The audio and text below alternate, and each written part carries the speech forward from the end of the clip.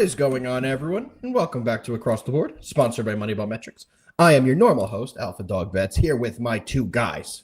Whoa, JD, it looks weird. JD from Line Movers and Jefe from Jefe Picks. Guys, we're able to get the font a little bit bigger, and we're trying to figure out how the best way to get the comments on the screen so you guys can read it a little bit easier. Our platform had a few updates, so that is why we're like, oh, look at that. It looks pretty interesting. Well, JD. I do like it because you can actually read them now. Like, Me without too. having to be like... I agree. JD will inform you who he is, Alpha, if you don't know. Do I? Oh, who? Cam Booza, son of Carlos Booza, one of the twins? Stop it. Stop it. John Wooden, Player of the Year. Go put it on them.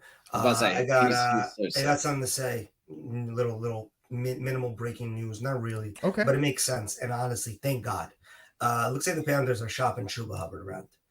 Really? They're going to commit to Rico. I think that makes all sense. If you don't remember, they paid Chuba, I think, a year or two ago. So getting him off the books is important for them because Rico's costs a lot less and is a better back. Yeah, no, I totally agree with you. Rico's been fantastic. He's clearly the better runner right now. I do have here from NFL, from Underdog NFL, that the Panthers are not willing to trade Chuba Hubbard. So it looks like it may be one of those, what's the right word for it? It only takes one, baby. It might be one of those they're trying to get the price up a little more. That's maybe why we're getting conflicting reports. Dead Prez is here. We have a full celebrity in the house. What's up, Dead? We appreciate you, bro. That Sixers game was nuts yesterday. We're about to get into our full recap of yesterday's slate, so we're going to talk about that. I know a bunch of us on this cast. I believe Jefe had it with me as well, that we had the Sixers -4.5. JD. Yeah. I mean, that kind of slipped. That one kind of slipped. But, JD, over to you. Actually, we're not going to go into it. Let's do our breakdown. Let's do our weekend recap so we get into it. We can go over the games because very frustrated about how a few things last night went. And, oh, my God. Everything's been moved on me, JD. Give me a second. They changed in here, too. Hold on. I got it here. All right. We're going into the recap. Tuesday recap on a Wednesday morning. I'll start first, boys. I had one free play yesterday. It was the New York Knicks on the money line, and they lost. However, every other bet I took yesterday won. So, unfortunately, my free play did lose, but we finished the day 4-1. We cashed on the Blue Jays. We cashed on Dead Prez's 76ers. We had a couple other wins as well. So, it was a good night for the AlphaDog team. Just a bad night for our one free play. Jefe, over to you. How did you do? You should go to JD first. Mine's going to be a long one. JD, how did you do? Good, man. Another winning day. Hot streak keeps on going. Yesterday was kind of the same as far as the Twitter free play did not win, but the two extra free plays that were in the free Discord did win. There we go. So if you're not in the free Discord, get in there now. And then as far as the VIP picks overall, yeah, man, we had another good night. There we go. That damn Sixers game, man. I'm like I told y'all, I thought that spread was really weird. It was really weird. And how that game went most of the game, I was like, okay. You were right. Like, I see why it was weird. But then the fact that they covered, not only won, they covered. So I'm so glad that I just stayed off of that game. Let me tell you something. I was texting Jefe. We were all watching the Knicks game, rage texting each other because the Knicks had an absolutely terrible performance. They were coached horribly. They had no offensive game plan. It was a pretty bad Knicks game if you watched that, especially when they had a double-digit lead going into the third quarter. But I reached out to our group chat of all of our friends, and I said, did you guys see the Sixers come back? They actually fucking covered. And Jefe then reached out, oh my God, they did. I turned it off too when they were down 25 points in the third quarter. So big comeback from the 76ers. Another big performance, and VJ Edgecombe yet again is the real deal. Jefe, how did you do yesterday? Solid day. 76ers though. Impressed with Maxey having another great day. He's putting on a hell of a start to the season. Quentin Grimes, underrated signing by the Sixers. We'll let him go as Knicks fans. He really never carved himself a role. And it's not to say that I miss him because I think we have 17 Quentin Grimes on our team, which is why I don't even want to get into that. But impressed with the Sixers' fortitude, if you will. Down 16 in the fourth quarter. Didn't quit. They really just could have mailed it in and said, it's not our night, but they fought back, took it to overtime, and ended up covering. Look, against a Wizards team that I'm not going to go crazy over this, but the Sixers are definitely a team that I'm watching this year, and I think they're only going to get better as time goes on. I'm interested to see how PG works his way into this lineup and how he fits. What do you think's going to happen with that? Because, like, who are they going to get out of the game? Like, yes, Justin Edwards is not that good. He's a guy who they can give his minutes to, but Edwards only played 14 minutes. I don't think you're going to take minutes away from VJ Edgecombe or Kelly Oubre. If you've seen any game from them this year, Kelly Oubre has been a huge difference maker for this team. Well, I'm going to say this. I don't think Quentin Grimes is going to be playing 40 minutes every game. Now, yes, it was an OT game, so I get that, but there is room for PG. But I think what I'm even talking about is stylistically. I mean, this is now a young team and Embiid. Can this still work with a young team and Embiid and PG? I don't know. So I'm interested because they definitely can't trade him. He's getting paid so much money. They also guys have Jared McCain, who was still injured, who before he got injured last year was looking like he could be a really good guard off the bench. Absolutely. I'm interested to see where the Sixers take this lineup. But let's get back to the Knicks here. I'm going to talk about one person only. Listen to me right now, Carl. Listen to me right now. Okay? You need to lose 15 fucking pounds. You need to stop being so goddamn lazy. Start jumping for rebounds. Do me a solid. Start jumping for rebounds. Stop settling for threes. And maybe hustle up the court after a miss. Because you're like doing this weird, like fast walk type of thing. Like you can't, like you're in one of those like fast run marathons where you can't really jog. No, you can jog. Bring your feet up off the ground for once in your life. Get back on offense so you can settle in the freaking post before the defense gets settled, thus creating matchups.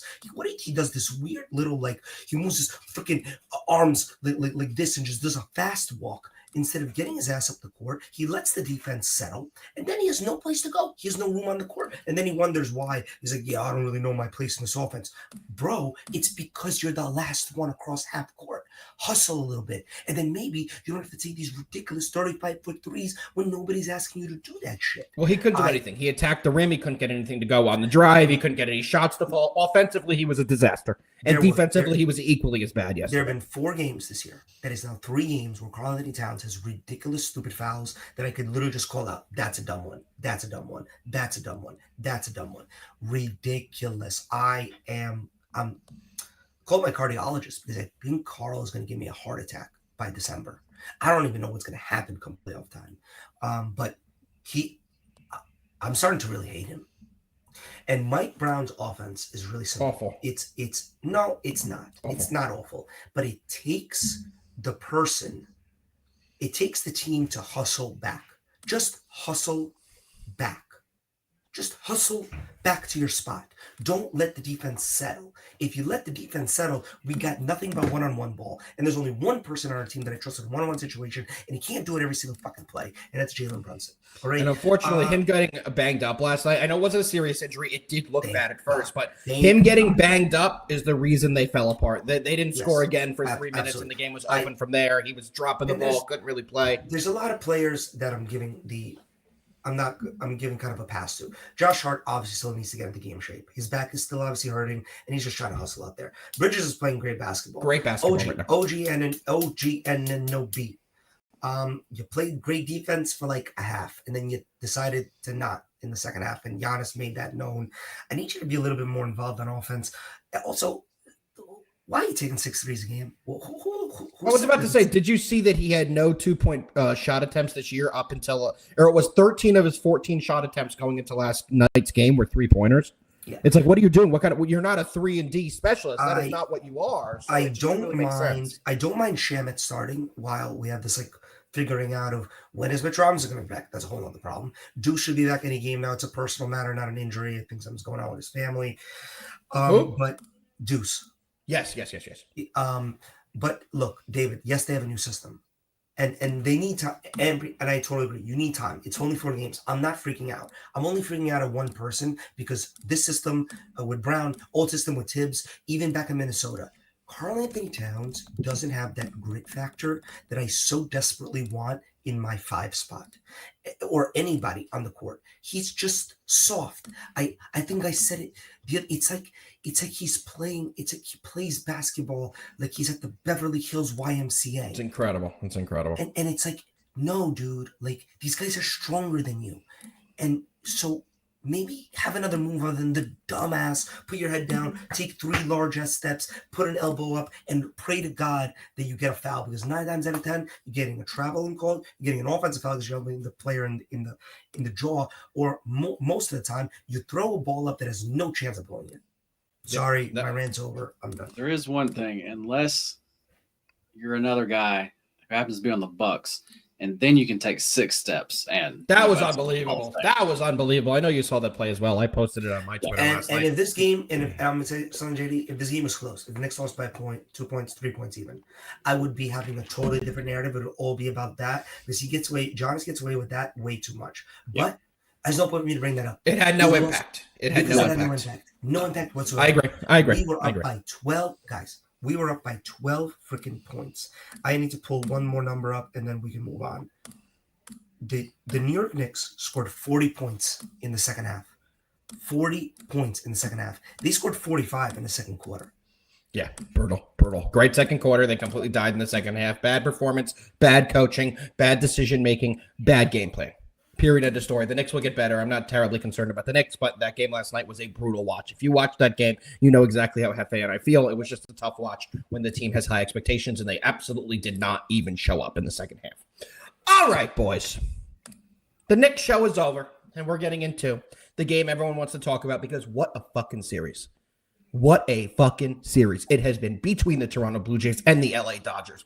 Once you think the Dodgers are out, they come back and storm back and have a couple big games. Then you think the Blue Jays are out, and they say, hold my beer. We are not fucking done yet. We have another great pitching matchup in tonight's game. Yet again, we have Trey Savage going up against Blake Snell, rematch of Game 1's pitching starters, and JD. I'm going to start with you. Last night's game was crazy. The game was pretty good early on, and the Blue Jays opened it up, and Dodgers were never really able to fight their way back in. But early on, it was a good game until Vladimir Guerrero Jr. decided to be Vladimir Guerrero Jr. and have his biggest postseason game. Going to kick it over to you. What did you think of last night's performance? What do you think about the future of the series? And what do you like in tonight's Game 5? Yeah, man, as far as Vlad, I mean, yeah, he's been great, man. Hold on. You don't have to ever ask me. Oh, of course it's hidden again. You never have to ask me to do it, Nick. You never. I'm always down to run the gong. Fucking Hornets fan. JD. Yeah, he's having a great, just actually like postseason, man. Like he's been great. That like ball that he hit out there, that was just such a hanger, man. That was such a hanger. It just sat there for him. But yeah, and that was really his only bad pitch. Like he really didn't pitch bad. The bullpen came in and well, they obviously didn't pitch great. But I do got to give credit to the Blue Jays for what they're doing that the Dodgers are not doing. And that is just trying to make fucking contact. Yeah. Just putting the ball in play and seeing what happens. You know what they're doing, JD? They've done that all year. They've done it all year like that. Well, the Dodgers are not currently doing that. And that's what the problem was last night is they're not going to out home run them every game. And that's where tonight, as far as last night's game, to me, that was so clear. As far as that, and then in the extra innings of actually the night before, they did the same thing. So basically, that's 2 games worth where they've done the same thing now, and that's where I think tonight is going to change. I do think, because that's to me it's clear. So for the coaches, it has to be clear that is what they have to change here. But yet again, that's what they've done all year long. That's why they haven't been a great team this year. Great that they're here. They've played well in the playoffs, but the Dodgers did not live up to expectations this year in the regular season.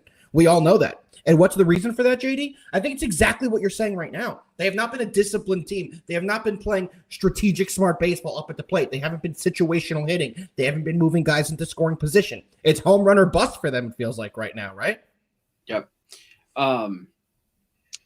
So, yeah, I think tonight we're going to see a little bit of a different offense to him tonight.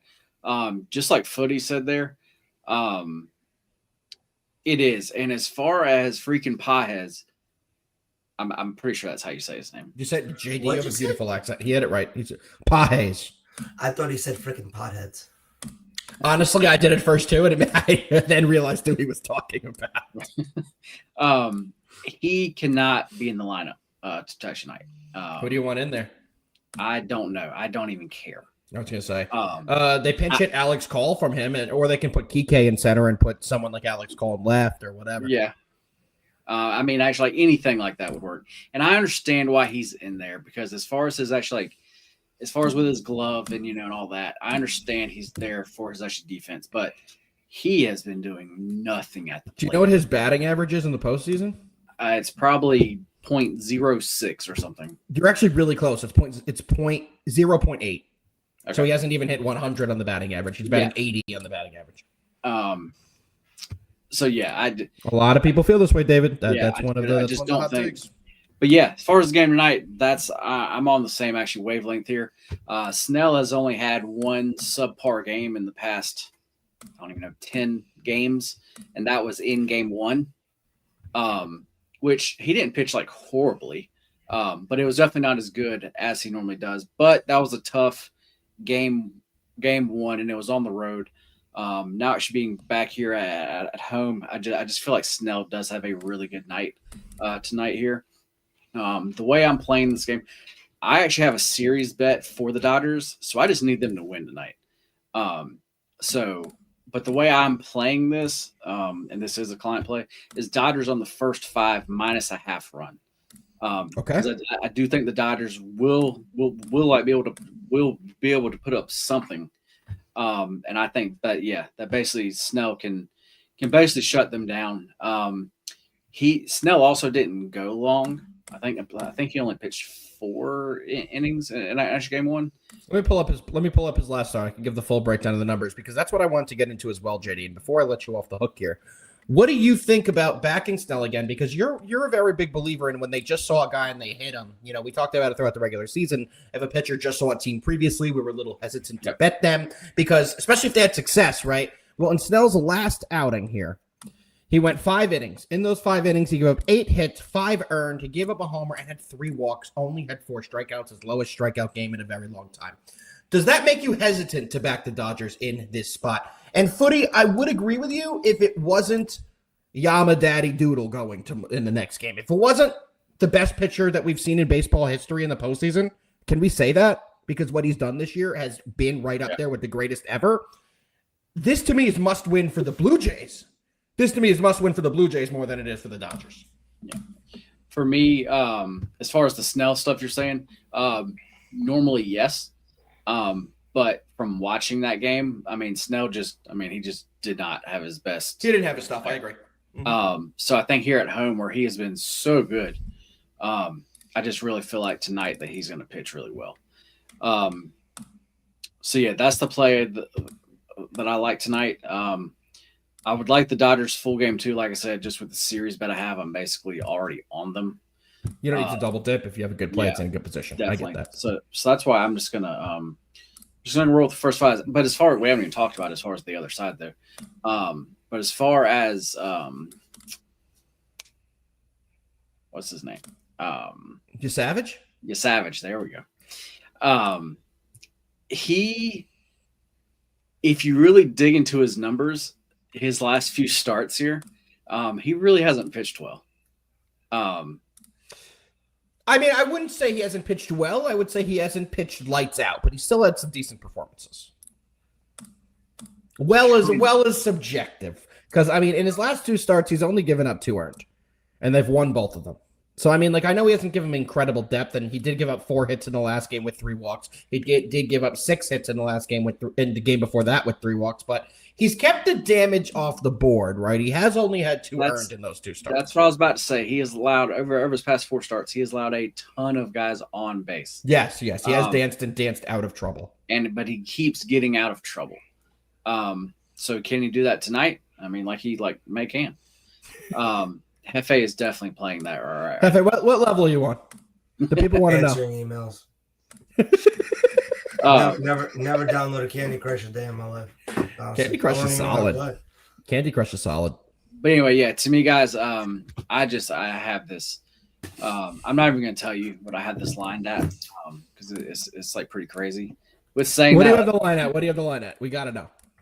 I have this lined at minus 263. 263.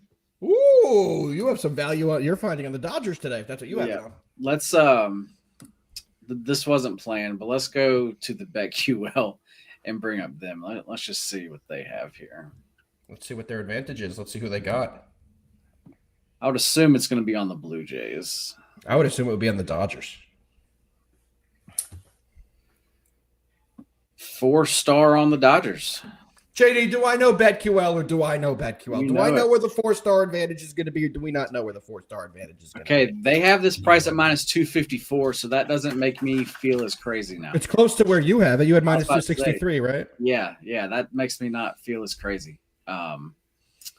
I mean, you're still fucking crazy, but that has nothing to do with the line on this game. Right. So yeah, there's what they're showing here. So that's it's definitely interesting. And honestly, it actually makes me feel good. Good. I love when things make you feel good, JD. They're doing that. But since we have BetQL up, guys, showing you that, we do have to show you a special offer there for everybody. That's 15% off of actually any purchase over there on the site using promo code GETBET4. Once again, that's promo code GETBET4. GetBet4, 15% off 15% of their package. Gotta love that. Hefferoni, put the Candy Crush away. Lock the fuck in. We got Blue Jays Dodgers, and the people in the chat are asking, what do you like in this game? So what do you have in Blue Jays Dodgers tonight?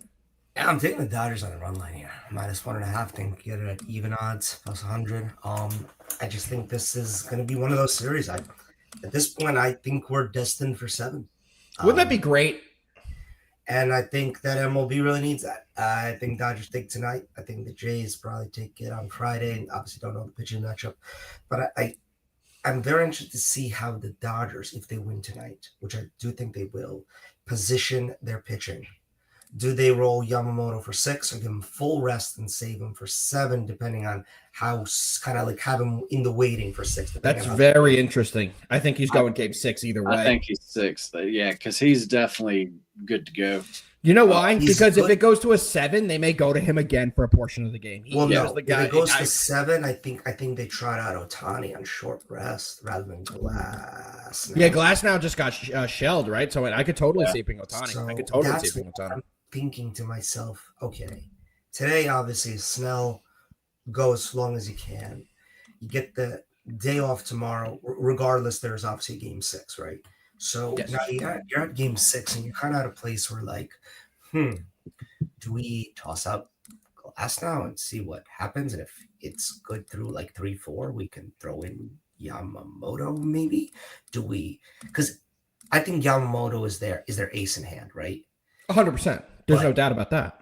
I don't know. It's such a obviously yes. You in theory put him out game 6, but God forbid that doesn't go good. What game 7? Now you're kind of now in a place where it's like, all right, Tyler. Yeah, but I think they go Yamamoto no matter what game 6 because what happened before, when they had the super long 18-inning game, Yamamoto was available, and if that kept going, I do believe he would have entered the game. Correct. The day after he pitched. So I think you want that available. If Yamamoto, let's say, pitches game 6, and let's say it doesn't go well, obviously it's the only way. Yeah. Let me say this: if the Blue Jays win tonight, Yamamoto game 6, no matter what, obviously. Absolutely. I'm playing the game of the Dodgers win, so they have the buffer. They have a game in hand that they can lose. I understand. In theory, do the Dodgers try to get cute with it? I don't know because Footy. That's such a. But why wouldn't you use him in game 6? No, he's talking about Ohtani. Oh well, no. I mean, with short rat. So if that happens, you're in game 7. That's obviously do or die. With who the Dodgers have with that bullpen, I think you see that game will be pieced together just as it goes. You're probably going to see. You will see Glass now. I don't know for how long. You're going to see. You're going to see some Sheehan. You're actually going to see Klein. The thing with Ohtani is. He loses his bat, is what I want to add here. Yeah, how do you pitch a guy with it's not like how do you get him warmed up? Here's the thing with Ohtani. Has he ever came in as a reliever? I don't recall it. I mean, it is possible because he DHs, right? So he could technically, and then you lose the DH and he'll have to come out of the game in the at-bat. What if he's up in that inning that he wants to warm up? Well, I think he would start the game. I think either way he would start the game. Like he would be the opener. But like to me here, his bat is negatively impacted when he starts. Like, he does not hit as well and doesn't perform as well when he starts as the pitcher compared to when he was off, right? Well, he did have that The 2-homer game, correct, in the last one. But that's the fear people have, right? I don't think Historically, he hasn't done as well. I don't think that matters because they're not going to pitch to him.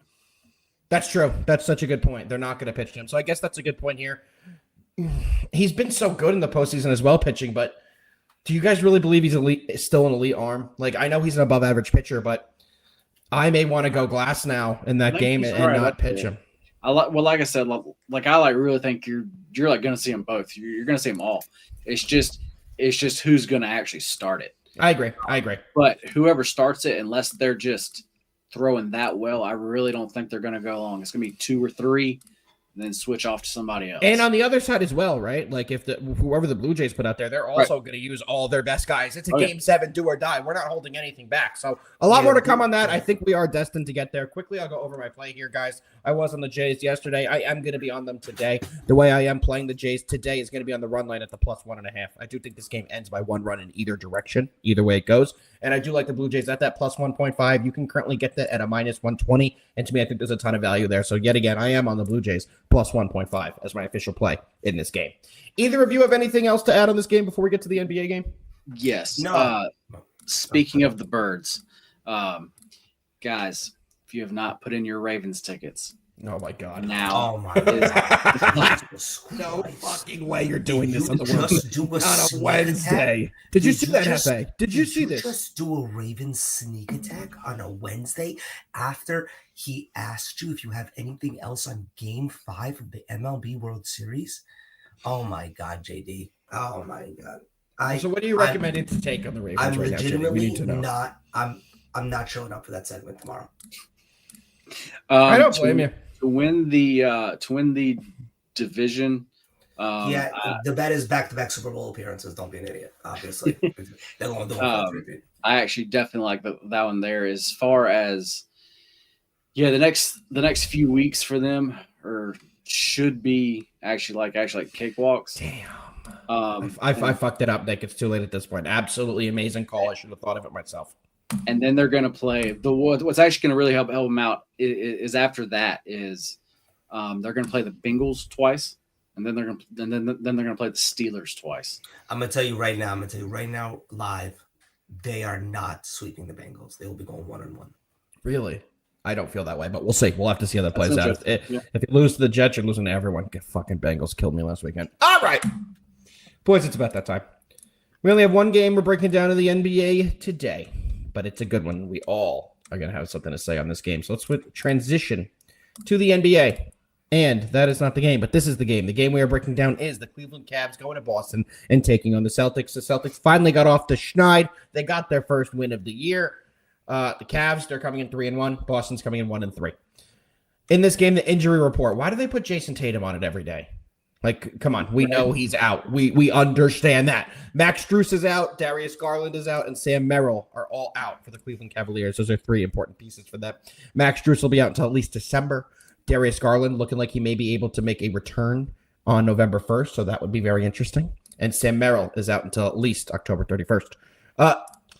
Jason Tatum, like we said, out all year. Don't need to do that. But Jaylen Brown is also on the injury report. He's a game-time decision. It does look like they expect him to play. Not sure if he just had his hair transplant, and that's why he's on the injury list, but we will find out. JD, we got the Cavs, we got the Celtics. What do you like in this matchup? And by the way, Jake, you missed the beginning of the show. Jake is here now. Jake, unbelievable win by your 76ers last night, but besides the win by the 76ers, unbelievable cover by the 76ers. Jefe, if you look up here, you are getting a little Jake action per usual. I mean, no. Good. That's what we said. Like, literally no. No. Jake DM'd me twice trying to rile me up. All I said was, it's October. Good. Yeah, I get those every day as well. Jake's a good dude out there, but sometimes he needs to be put in his place. D, who is also a good dude, but doesn't need to be put in his place. We got the Cavs. We got the Celtics. What do you got? Man, the Cavs lost that first game of the season to who? The Knicks. The Knicks. Okay. Goddamn right. Thank you. But then since then, they have actually won their next 3 games. Nick, you would have lost all of those, man. You should have. Minus 190 would have been writing down his notes for his meetings and emails later today. What a boring thing to come back with. Patty, we're going to go with Candy Crush. Better story. Better for the people. We're going to go with that. Guys, this actually Cavs team, this team still puts up points, guys. They can score the ball. And I hate to make it sound so like simple here, but the Celtics are not winning games with their defense. Yep. They are just not. They have to put up points to win games. Everybody knows that we all know that they love to shoot threes. This is a game that I do think is a close game. I do think that actually the Celtics are a nice live dog here. And I think that this total is just too low. I do think it goes over 233.5. There we go. There we go. I am on the Cavaliers in the spot, guys. I do not believe in the Celtics right now. They have not shown me anything. They have a lot of good pieces on the team. I know they are home yet again, but I just do not think they're able to win this game. Right now, you can get the line at a -3 and a -120. I am buying for 15 cents the hook there to get it at a flat 3 for some security. That's exactly what I'm playing. Cleveland Cavaliers -3 is my favorite NBA play tonight. Now, over to the king of the crossword, the king of the Candy Crush. And I'm not going to call you a king of the last one that they put in there. You could say there. I won't do that to you, Jefe. But over to you, our resident NBA expert. What do you like in the spot? This is a Cavs play for me. Celtics. This is going to be. They're going to be without JB here. That's what the line. You think is so? indicating. That's what the line is indicating. That's what I think as well. And usually, here's what happens: first game without your best player, and he is the best healthy player they have. You get the win, and that's exactly what they did. They got to win because it's hard to figure out who's going to step up. After you get some tape on the team and realize who is going to step up, it's easier to create a defensive scheme around that. And that's why I feel comfortable about the Cavs winning this game. I mean, Cavs, after that loss, I think JD said it, opening night to the Knicks, they've rattled off a couple of wins in a row here, mind you. Beating Brooklyn is nothing to even speak about. Beating Detroit, I mean, scrappy team, but they're obviously trying to figure out that magic they had from last year. And they did go into, they did beat Milwaukee, a team that we obviously had some trouble with, as the Knicks I'm talking about. But Celtics, they're got an issue. Without Jaylen Brown, I don't think they got that next man up, really, that can truly take over a game. They just have great ancillary pieces, a lot of them. I agree. Pritchard, White, et cetera. But without JB, there's no guy to kind of make that offense move, or I guess rather than that, have the defense focus on. So because of that, I'm going to take the Cavs here on the road. There we go. There we go. I like the Cavs with you there, Jefe. Guys, we got to get the three-way back. Our official, when we actually posted it, when we've remembered and posted it on X, we are 3-0 still. Now, the people been asking. Patty's Picks been DMing me. Stetsy Boy been DMing me. Nick Kastruch been DMing me. They want the three-way back. They actually all asked if they could join us, and we said we can't handle that many people at once. But the people want the three-way back, so we're going to have to talk in private and see if we can get that going again, because the people have been wanting it. All right, boys. Anything else in this game you want to talk about before we get into a little best bets action? No, sir. Yeah. God, best bets by 12:34. That has never happened on this program in at least a year. It feels weird being able to do it. But JD, my friend, as you know, best bets are not from just the three of us on this screen. Thought you were going to hit the music there. Don't worry about it. Best bets are. I was like, JD, I'm giving you the thing here. JD. That's it. Best bets are not just presented by the three of us on the screen. Best bets are proudly sponsored by our good friends over at Funded Stake. Funded Stake is a fantastic company where you can take one of their challenges, pass their challenge, and get funded and use their cash to bet and keep a portion of the return. But don't listen to it from me. JD's cousin Derek is here to tell you all about Funded Stake. FundedStake.io, the ultimate platform for sports traders looking to unlock their potential without risking their own money. We're here to help you transform your sports betting skills into a profitable and sustainable business. Whether you're a seasoned pro or just starting out, Funded Stake gives you the tools and capital to scale your success. Here's how it works. 1. Choose your account. Pick an account size that fits your needs, starting from $1,000 all the way up to $50,000. Your journey starts here. 2. Take the challenge. Hit the profit target while sticking to our risk management rules. For example, with a $10,000 account, aim for $3,300 in profit. Place place a minimum of 25 sports bets, and maintain the required daily and total loss limits. 3. Get funded. Once you pass the challenge, we'll provide the capital for you to trade. You can keep up to 80% of your profits while we take on all the financial risks. At fundedstake.io, you'll benefit from a fully personalized dashboard where you can monitor your trades, track your challenge progress, and place real-time bets on all major sports leagues. Our platform is built for transparency, ease of use, and performance. With fundedstake.io, you can focus on winning and scaling your success while we cover the risks. No financial stress, just growth and profits. Fundedstake.io. Bet smarter, scale faster, win bigger. Bet smarter. Scale faster. Win bigger. Fuck yeah. Fuck yeah. That fired me up. JD, let's pull a fucking steak and go through our best bets for the day. Got it. I need to pull up one thing here from Fun Estate, guys. You have a couple days left, guys. 30% off plus a BOGO, which means you get 30% off your account, plus you get another account free. It's really hard to stress how good of a deal this really is. So definitely take advantage. Take advantage now, and join us over at Fun Estate. Join us over at Fun. I guess I can go back to the middle of the screen, huh? Yeah. I'm back. Let's pull a Fun Steak and go over our best bets. Appreciate you tuning in as always, guys. JD. Trying. JD. All right. What are we thinking? I'm going Cavs -3. What do they have for the juice of -3? And I think Jefe also wants Cavs. Am I right about that, Jefe? Yeah, you can do it. Okay. One more time. I was tossing around the idea of doing the Bulls -5.5 versus the Kings who are on a back-to-back. Little Bulls bonus play. I'm sorry? Little bonus play for the people.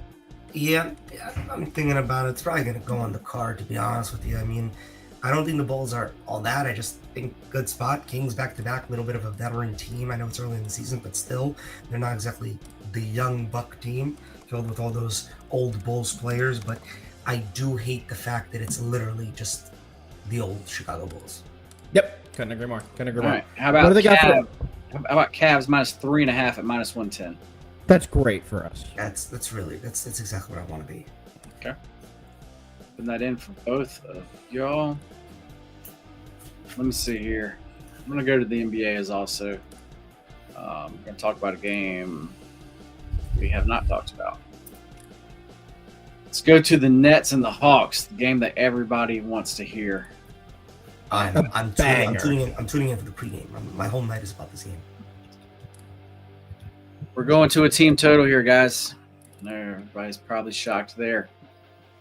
We are going to take the Atlanta Hawks over 123.5 points here, guys. This Nets defense is really bad. What defense? Yes, what defense is a great way of putting that. They are just really bad, guys. They're one of those defenses that I'm trying to find a way to fade, kind of like every game. But I really like how the way this one sets up here for the Hawks with a team that actually likes to play fast. I know as far as that total, it kind of sounds high, but I really think this is more like a 130-point game for them here tonight. So that's why I'm going with that. I love it. Well, gentlemen, it's been a fun show today. We did a little baseball. We did a little basketball. And tomorrow we do a little everything. So I'm excited for that as well. JD, do you have any words for the people before we give it to Jefe for the final word of the day? You know what? I actually do. I have a 5-unit tennis play. Oh, Jesus. That goes off in a couple of hours. Oh, my God. Tell me around. I'm betting. I'm writing it down. I will give it to you after the show, Jefe. But if everybody else wants it, they can go to the site. Or either just DM me, and I will give you a deal on it.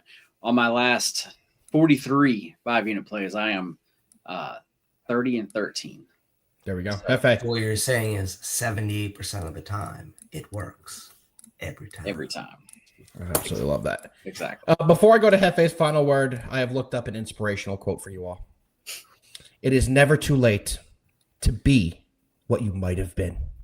Remember that. Hefe, over to you. Final word. Carl, I need you to break up with Jordan Woods. I'm not for this bullshit anymore, okay? You need some goddamn dog in you, okay? What is this jogging around crap? Honestly, Yabusele needs to lose 17 pounds. I don't care. Liquid diet, a dehydration room, a cryo chamber, if you could even fit in one, you fat ass. Figure it out. Jordan Clarkson, you're not in Utah anymore. Calm down. Can't stand him. Calm down. Mitch. Stop. Figure You it know out. what you're doing. Figure it Stop. out. Figure it out. Get on the court. I love that. Love that. Final word from Hefe. JD, back over to you. By the way, Nick, you've had me absolutely cracking up today. You've had me absolutely cracking up today. This was my favorite comment in the history of Nick. We're going over to JD to do that thing he does and get us the fuck out of here. Nick, you pissed off Hefe. You owe him an apology. You owe him an apology. JD. No worries, Nick. I'll be unemotional from here on out. Shout out to the viewers. Shout out to the live chat. Y'all have been absolutely great today. Shout out to the sponsors. Shout out to BetQL. Shout out to Fun at Stake. Hope everybody has a great day. Let's fucking win. JD, do the thing. I'm going to create a Carl Anthony Towns burner account. Hefe, do the thing. You invented it. I have to undo it to end the show, but it's been a pleasure, guys. We'll see you tomorrow. Peace out.